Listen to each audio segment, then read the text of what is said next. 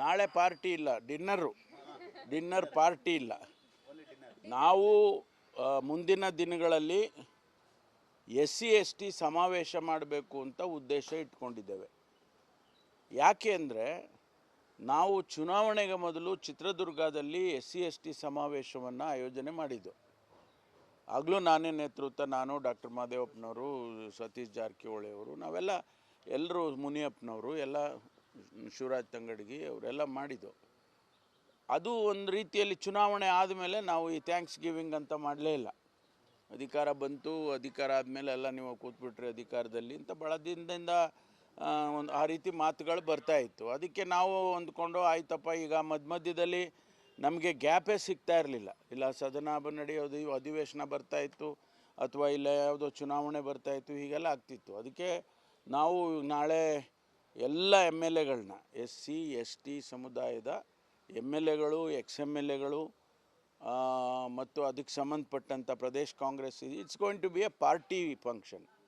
Party ಇದರಲ್ಲೇ ತೊಗೊಂಡು ಮಾಡ್ತೀವಿ. ಆಮೇಲೆ ಬೇರೆಯವರು ಬರ್ತಾರೆ, ಪಾರ್ಟಿ ಜೊತೆಗೆ ಬೇರೆಯವರು ಬರೋದಕ್ಕೆ ಸಾಧ್ಯತೆ ಇದೆ. ಅದು ನಾಳೆ ಪೂರ್ವಭಾವಿ ಸಭೆಯನ್ನು ಕರೆದಿದ್ದೇವೆ.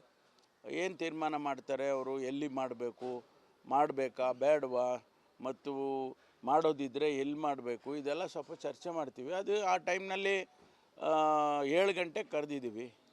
7 ಗಂಟೆ ಅಂದರೆ ಮುಗಿಯೋದು 1-2 ಗಂಟೆ ಆದರೂ ಚರ್ಚೆ ಆಗುತ್ತೆ. ಆದಮೇಲೆ ಊಟ ಮಾಡಬೇಕಲ್ಲ, ಎಲ್ಲೋ ಒಂದು ಕಡೆ ಊಟ ಮಾಡಬೇಕು. ಅದಕ್ಕೆ ಅಲ್ಲೇ ಮಾಡ್ರಪ್ಪ ಅಂತ ಊಟಕ್ಕೆ ಏರ್ಪಾಟ್ ಮಾಡಿದ್ದೀವಿ. ಯಾವ ಬೇರೆ ಸಚಿವರು? SC/ST ಅಲ್ಲದೆ ಬೇರೆಯವ್ರಿಗಿಲ್ಲ. ಅಂದರೆ ಬರಬಾರ್ದು ಅಂತಲ್ಲ, ನಾವು ಎಲ್ಲ ಸ್ವಲ್ಪ ಕೆಲವು ವಿಷಯಗಳನ್ನು ನಾವು ಅಲ್ಲಿ ಪ್ರೊಸೀಡಿಂಗ್ಸ್ ಮಾಡಿದ್ದೆವು. ನಾವು ಎಲ್ಲಿ ಚಿತ್ರದುರ್ಗದಲ್ಲಿ ಚಿತ್ರದುರ್ಗ ರೆಸೊಲ್ಯೂಷನ್ಸ್ ಅಂತ ಒಂದಷ್ಟು 10-15-20 ಪಾಯಿಂಟ್ ಮಾಡಿದ್ದು. ಅವುಗಳನ್ನೂ ಕೂಡ ನಾವು ಚರ್ಚೆ ಮಾಡ್ತೀವಿ. ಆ ಸಂದರ್ಭದಲ್ಲಿ ಬೇರೆ ಸಚಿವರು ಬರಬಾರ್ದು ಅಂತ ಏನಿಲ್ಲ. ಆದರೆ ನಾವೇ ಎಲ್ಲ ಕೂತ್ಕೊಂಡು ಚರ್ಚೆ ಮಾಡಿ ಆಮೇಲೆ ಮುಖ್ಯಮಂತ್ರಿಗಳಿಗೆ ತಿಳಿಸ್ಬೋದು ಅಂತ ಅಂದ್ಕೊಂಡಿದ್ದೀವಿ. ಏನಾದರೂ ಹಾಕ್ಕೊಳ್ಳಿ ಬಿಡಿ, ಬಿಂಬಿತ ಆಗ್ತದೆ ಅಂತೇಳಿ ನಾವು ಒಗ್ಗಟ್ಟಾಗಿರೋದು ಬೇಡ ಅಂತಲ್ಲ. ಬಿಂಬಿತ ಯಾರು ಬೇಕಾದರೂ ಏನು ಬೇಕಾದ್ರೂ ವ್ಯಾಖ್ಯಾನ ಮಾಡಲಿ. ಈ ಜನ ಕಾಂಗ್ರೆಸ್ ಪಕ್ಷಕ್ಕೆ ಯಾವತ್ತೂ ಕೂಡ ಬೆಂಬಲವಾಗಿ ನಿಂತಿದ್ದಾರೆ.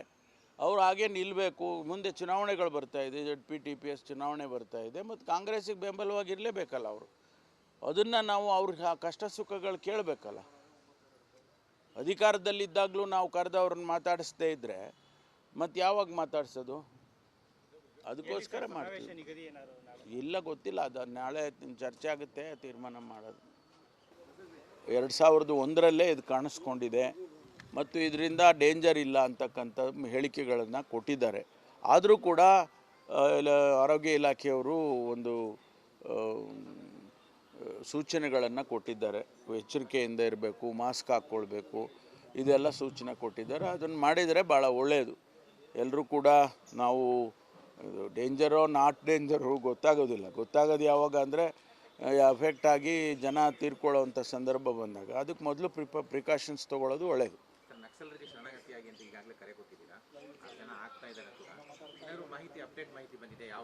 ಇಲ್ಲ, ಅದು ನಡೀತಾ ಇದೆ, ಅಂತಿಮಗೊಳಿಸ್ಬೇಕು. ಯಾಕೆಂದರೆ ಅದು ಈಗಾಗಲೇ ವಿಕ್ರಮ್ ಗೌಡ ಇದು ಆದಮೇಲೆ, ಅವರ ಇನ್ಸಿಡೆಂಟ್ ಆದಮೇಲೆ ನಾವು ಕೂಡ ಕರೆ ಕೊಟ್ಟು, ನೀವು ಯಾಕೆ ನೋಡಿ ಈ ರೀತಿಯೆಲ್ಲ ಆಗೋದಕ್ಕೆ ಅವಕಾಶ ಕೊಡ್ತೀರಿ, ಇದರಿಂದ ಏನನ್ನು ಸಾಧನೆ ಮಾಡೋಕ್ಕೆ ಕೊಟ್ಟಿದ್ದೀರಿ ನೀವು, ಆದ್ದರಿಂದ ಸರೆಂಡರ್ ಆಗಿ ಅಂಥೇಳಿ ನಾವು ಎಲ್ಲ ಬೇರೆ ಬೇರೆ ಹಂತದಲ್ಲಿ ಕೆಲಸ ಮಾಡ್ತಾ ಇದ್ದಾರೆ ನಮ್ಮವರು. ಈಗ ಅದು ಒಂದು ಹಂತಕ್ಕೆ ಬಂದಿದೆ ಅಂತೇಳಿ ನನಗೆ ಅನಿಸುತ್ತೆ. ಮುಂದೆ ಅದನ್ನು ವರ್ಕ್ ಮಾಡ್ತೀವಿ, ಅದರಲ್ಲಿ ಆ ಡೈರೆಕ್ಷನ್ಸಲ್ಲಿ ವರ್ಕ್ ಮಾಡ್ತೀವಿ. ಸರೆಂಡರ್ ಮಾಡೋದಕ್ಕೆ ಎಲ್ಲ ಆಯಿತು ಅಂತಂದರೆ ಸರೆಂಡರ್ ಮಾಡಿಸ್ಕೊಳ್ತೀವಿ. ಅದಕ್ಕೆ ಆದಂಥ ಸರ್ಕಾರದಲ್ಲಿ ಒಂದಿಷ್ಟು ನೀತಿ ನಿಯಮಗಳನ್ನು ಮಾಡಿದ್ದಾರೆ ಈಗಾಗಲೇ, ಅದೆಲ್ಲ ಮಾಡಿದ್ದಾರೆ. ಅದನ್ನು ಇನ್ನೂ ರಿವ್ಯೂ ಮಾಡ್ತೀವಿ. ಈಗ ಅದು ಆ ರೂಲ್ಸ್ಗಳು ಮಾಡಿದ್ದು ಹಿಂದೆ, ಬಹುಶಃ ನನಗನ್ಸುತ್ತೆ 2000ರಲ್ಲಿ 2001, 2002 ಆ ಸಂದರ್ಭದಲ್ಲಿ SM ಕೃಷ್ಣ ಸಾಹೇಬರಿದ್ದಾಗ. ಈಗ ಅದನ್ನು ಕೆಲವು ರಿವ್ಯೂ ಮಾಡಬೇಕಾಗುತ್ತೆ. ಯಾಕೆಂದರೆ ಅದು ಏನೇನೋ ಕೇಳ್ಕೊಂಡಿದ್ದಾರೆ ಅವರು ಕೂಡ. ಅಲ್ಲ, ಸದ್ಯದ ಪರಿಸ್ಥಿತಿಯಲ್ಲಿ ಯಾರು ಹೊರಗಡೆಯಿಂದ ಬರ್ದಾಗಿದ್ದರೆ ಆಗುತ್ತೆ. ಈಗ ಅವ್ರದ್ದು ಮೂಮೆಂಟ್ ಗೊತ್ತಲ್ಲ ನಿಮಗೆ, ಬೇರೆ ಬೇರೆ ರಾಜ್ಯದಲ್ಲೂ ಕೂಡ ಇದ್ದಾರೆ. ಅದು ಯಾವ ರೀತಿ ಅವರು ಆ ಕಾರ್ಡರು ಯಾವ ರೀತಿ ಅದನ್ನು ನೋಡ್ಕೊಳ್ಳುತ್ತೆ ಗೊತ್ತಿಲ್ಲ ನಮಗೆ. ನಮ್ಮ ರಾಜ್ಯದಲ್ಲಿ ನಾವು ಅದನ್ನು ನಕ್ಸಲ್ ಫ್ರೀ ಮಾಡಿದರೆ ಒಳ್ಳೆಯದು ಅಂತ ನಾವು ಪ್ರಯತ್ನ ಮಾಡ್ತೀವಿ. ಅಲ್ಲ, ಈಗಾಗಲೇ ಸರ್ಕಾರ ಆದೇಶ ಕೊಟ್ಟಿದೆಯಲ್ಲ, ಆದೇಶ ಕೊಟ್ಟು ಅವರಿಗೆ ನಮ್ಮ ಅಡ್ವೊಕೇಟ್ ಜನರಲ್ ಅವರಿಗೆ ಲೀಗಲ್ ಟೀಮಿಗೆ ತಿಳಿಸಿದ್ದೇವೆ ಅಪೀಲ್ ಮಾಡಬೇಕು ಅಂತ. ಸರ್, ಐಶ್ವರ್ಯಗೌಡ ಪ್ರಕರಣದಲ್ಲಿ ಶಾಸಕರಂತ ವಿನಯ್ ಕುಲಕರ್ಣಿ ಅವರ ಹೆಸರು ಕೂಡ ಕೇಳಿ ಬರ್ತಾ ಇದೆ. ಅವರು ಕಾರು ಬಳಸ್ತಾ ಇದ್ದಾರೆ, ಜೊತೆ ಲಿಂಕ್ ಇದ್ದಾರೆ ಅನ್ನುವಂಥದ್ದು ಏನು ಅಪ್ಡೇಟ್ ಸರ್? ಗೊತ್ತಿಲ್ಲ, ಅದನ್ನು ನಾವು ಆ ಆ್ಯಂಗಲ್ನಲ್ಲಿ ನಮ್ಮ ಇಲಾಖೆಯಲ್ಲಿ ಪರಿಶೀಲನೆ ಮಾಡ್ತಾ ಇದ್ದಾರೆ. ಅದು CBIದು ಇದಿರೋದ್ರಿಂದ ನಾವೆಷ್ಟು ಮಾಡ್ಬೋದು ಅಷ್ಟು ಮಾಡ್ತಾರೆ ನಮ್ಮ ಇಲಾಖೆಯಿಂದ. ಈಗ ಸಿಎಂ ವಿಚಾರ ಮತ್ತೊಮ್ಮೆ ಚರ್ಚೆಗೆ ಬಂದಿರುವಂತಹದ್ದು, ಮುಂದಿನ ಸಿಎಂ ಆಕಾಂಕ್ಷಿ ನಾನು ಕೂಡ ಹೌದು ಅನ್ನುವಂತಹ ಪತ್ರಿಕ ಹೇಳಿಕೆನ ಸತೀಶ್ ಜಾರಕಿಹೊಳಿ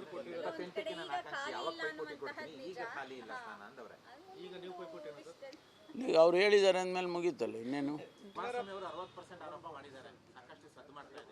ಯಾರು